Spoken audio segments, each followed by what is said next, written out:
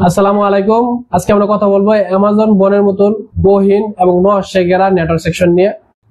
আমাদের এই মোবাইল সেক্টরের নেটওয়ার্ক সেকশনকে সবচেয়ে জটিল এবং টাফ সেকশন হিসেবে ধরা হয়, কিন্তু আমি বলি নেটওয়ার্ক সেকশন একেবারে সহজ বিষয় যদি আপনি প্রত্যেকটা আইসি এবং প্রত্যেকটা আইসির কাজ সম্পর্কে জানেন। আজকে আমরা এই নেটওয়ার্ক সেকশনের ছোট্ট একটা বিষয় নিয়ে আলোচনা করব, সেটা হচ্ছে আরএফআইসি। আপনি যদি আরএফআইসি না চিনেন এবং আরএফআইসি সম্পর্কে যদি না জানেন এবং আরএফআইসি কিভাবে খুঁজে বের করতে হয়, কোনটা আরএফআইসি দেখা মাত্র যদি আপনি চিনতে চান, তাহলে আজকের এই ভিডিওটা আপনার জন্য।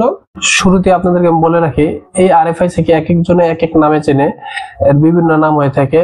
এটা মিডিয়াটেকে যেমন এটা লেখছে আরএফআইসি, এটাকে অনেকজন আবার ডাব্লিউটিআর বলে, এসডিআর বলে, আবার হচ্ছে গিয়া স্যামসাং এটার নাম হচ্ছে ট্রান্সরিসিভার। যেটাই বলুক, এটা চীনা হচ্ছে মেইন কাজ। এই যে আরএফআইসি, এই আরএফআইসি চীনা সবচেয়ে সহজ উপায় হচ্ছে গিয়া এর আশেপাশে খুব ঘন ঘন কম্পোনেন্ট থাকবে, অর্থাৎ ক্যাপাসিটর, রেজিস্টর, কয়েল এগুলো থাকবে। আমি যদি আপনাদের আরেকটা যদি দেখাই, তাহলে দেখবেন যে এটা দেখেন, এটা হচ্ছে ডাব্লিউটিআর, অর্থাৎ এটা একটা আরএফআইসি।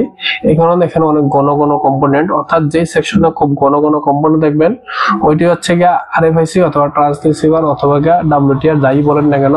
এখন আসেন আপনারা এই আরএফআইসি কিভাবে খুঁজে বার করবেন। শুরুতে যদি আমরা দেখি, আপনার সেটটা যদি মিডিয়াটেকের সেট হয়, সেক্ষেত্রে এই আরএফআইসির নাম শুরু হবে 61 দিয়ে, এমটি 6177M দেখতে পারতেছেন।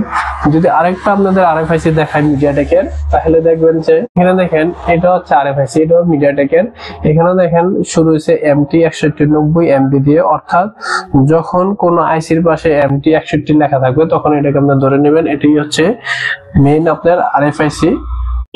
এখন যদি আমরা কোয়ালকমের ক্ষেত্রে দেখি, তাহলে হচ্ছে কি এটা দেখবেন যে এখানে দেখেন এটা হচ্ছে গিয়া ডাব্লিউটিআর 2965, মোস্ট পপুলার একটা আরএফআইসি।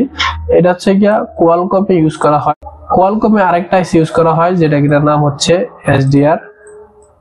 এখানে দেখেন এসডিআর 660, এছাড়াও আরো মডেল আছে, কিন্তু যখন আপনারা কোয়ালকমের কোনো সার্কিট দেখবেন তখন হচ্ছে গিয়া এসডিআর থাক অথবা ডাব্লিউটিআর থাক, তখন আপনারা ধরে নেবেন এটাই হচ্ছে মেইন আরএফআইসি। যদি আমরা স্যামসাং এ যাই, তাহলে দেখবেন যে এই আরএফআইসিটার নাম তারা ট্রান্সরিসিভার দিয়ে উল্লেখ করে। এই ট্রান্সরিসিভার অথবা আরএফআইসি স্যামসাং এর ক্ষেত্রে S9 দিয়ে শুরু হয়। এখানে দেখেন S915, অর্থাৎ S9 দিয়ে শুরু হয়েছে, বাকি সব চেঞ্জ হতে পারে, এটা S9 অথবা S5 থাকবে।